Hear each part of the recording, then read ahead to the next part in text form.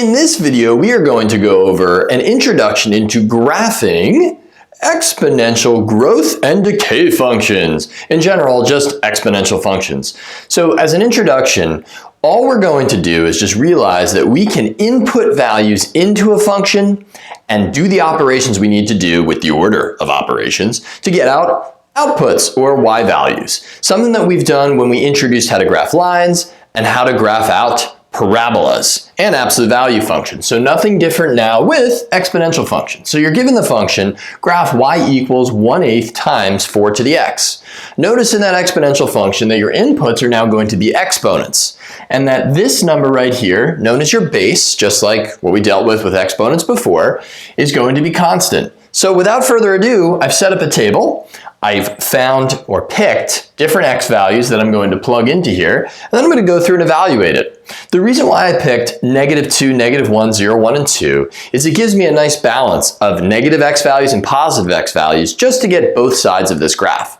Let's get rocking and rolling with the basics of graphing like we've always done when we introduce graphs. As I said, plug in numbers, get out numbers. Okay, so first things first, I've got -2, and I'm going to flip over to this side. I've got -2, which I'm going to plug into here. So this will be 1/8 times 4 to the -2.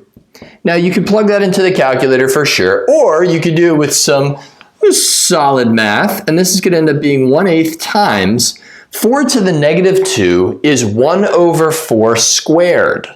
So I'm going to do that off to the side here. So 4 to the -2 is 1/4 squared, which is 1/16. So we're going to multiply 1/16 by 1/8, and I might need a little bit more room here. So I'm going to erase this line, give us a little bit more room. And there we go. That'll be a little bit more room. Okay. All right, so now that I have 1/16 times 1/8, you're just multiplying the 8 and the 16. Let's see, that's going to be 1/128th. Ugh, quite a number. So your point is going to be -2, that's what we plugged in, comma 1/128. Sweet. Next point, going to plug in -1. So I get 1/8 times 4 to the -1. So I plugged in -1. 1/8 times 4 to the -1 is equal to 1/8 times 4 to the -1 is 1/4. Right? And if you're having trouble with negative exponents, go back to those exponent videos. It'll explain everything you need to know. Okay, so 1/8 times 1/4, I have no idea what accent that was, just being goofy. And that's equal to 1/32. So the point you get is -1, 1/32. And on to the next one, we're going to plug in 0. That's an easy exponent to plug in. We'll do 1/8 times 4 to the 0. Any number to the 0 is 1, so you get 1/8 times 1, which is equal to 1/8. And so now the point is 0, comma 1/8. You might be like, what's the deal with all the fractions? No sweat, you'll be fine.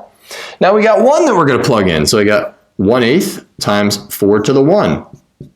4 to the 1 is 4, so you got 1/8 of 4 times, well, I did 1/8 of 4, so not times anything, so that's going to be 1/2 when you simplify it down, and that's going to be 1 comma 1/2.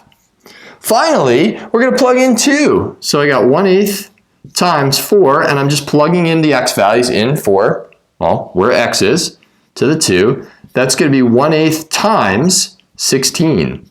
Which is going to be equal to 2. And so that's going to be the point 2 comma 2. And for good measure, why don't we plug in 3, just for kicks? So 1/8 times 4 to the 3rd. Nice. 4 to the 3rd is 64. If you don't know that, you may use a calculator. It's cool. That's what they're for. 64 times 1/8, or 64 divided by 8 is 8. So you get the point 3 comma 8. That'll give you a really nice idea of how this graph looks. So be patient with plugging in numbers. If you're having trouble with any of those operations, go back to some of the older videos on exponents, on multiplying fractions, whatever you need to make sure you're in good shape on that. But the point is we plugged in x values on both sides of the y-axis, negative values and positive values. We got a nice assortment of points. Now all we have to do is plot them and connect them. -2 comma 128, or 1/128. -2, 1/128 is essentially 0. Right? It's like right there, like right on the 0. And then 1/8, well, -1 and 1/32 is, well, just barely a little bit higher than that, right? Not much higher.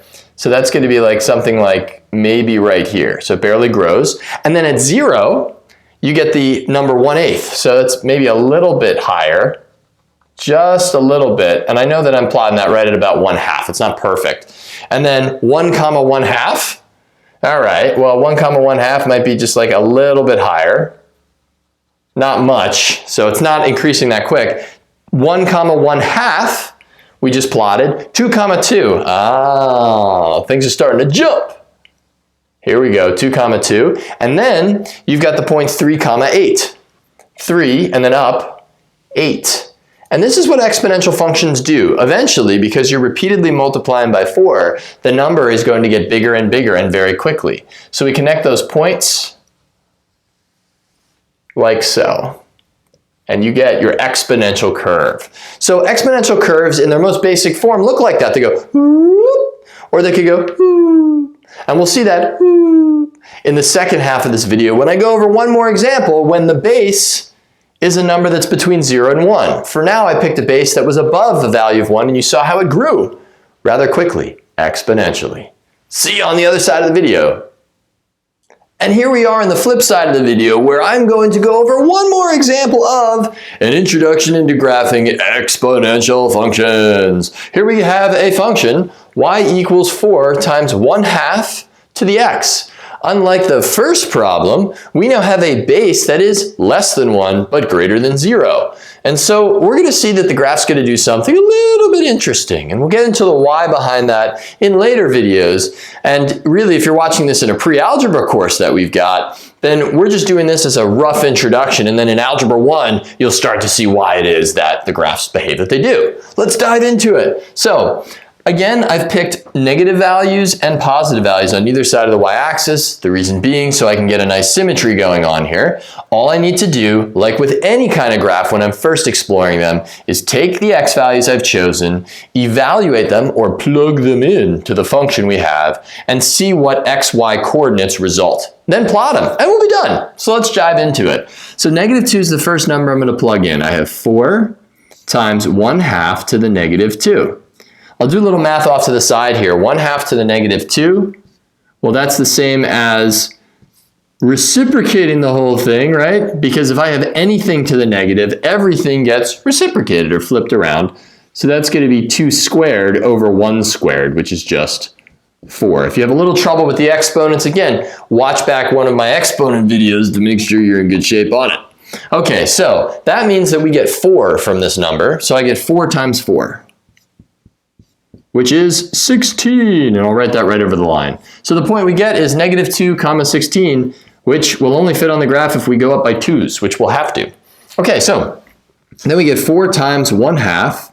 The value we plug in is -1. So 1/2 to the -1, just like we did here before. We're going to reciprocate everything, gets flipped. So that's going to be equal to 2 to the 1 over 1 to the 1, or just 2 over 1, 2. So this is 2 times 4 is 8. Nice. So the point when we plug in -1 is 8. And of course, if you've got a calculator handy and you're fine using it, that's okay to use it, but I prefer if you could do this with some mental math like this and a little bit of pencil and paper. It's better for your brain. All right, so we're going to plug in 0. I have 4 times 1/2 to the 0. 1/2 to the 0 is 1 times 4 is 4. So you get 4 times 1, which is 4. So you get the point 0, 4. Now I'm going to plug in 1. And all I'm doing here is order of operations here, just to get points that I can put onto my graph eventually. 1/2 to the 1 is 1/2. Any number to 1 is itself. 4 times 1/2 is 2. So the point is 1, 2. Beautiful. And finally, I'm going to plug in the number 2. So I have 4 times 1/2 squared. 1/2 squared, we'll do that work off to the side. 1/2 squared is 1/2 times 1/2, right? Which is 1 over 4. That's beautiful. So we're going to get 1/4 from the 1/2 squared. So I have 4 times 1/4, which is equal to 1. So the point is 2, 1. Beautiful. So I've got all these points now as a result of doing the action of plugging in x values and getting out y values. All I have to do is plot them to see what this graph looks like. Let's see how these numbers relate to each other. So I've got the point negative 2, 16. I'm going to go up by 2's on here.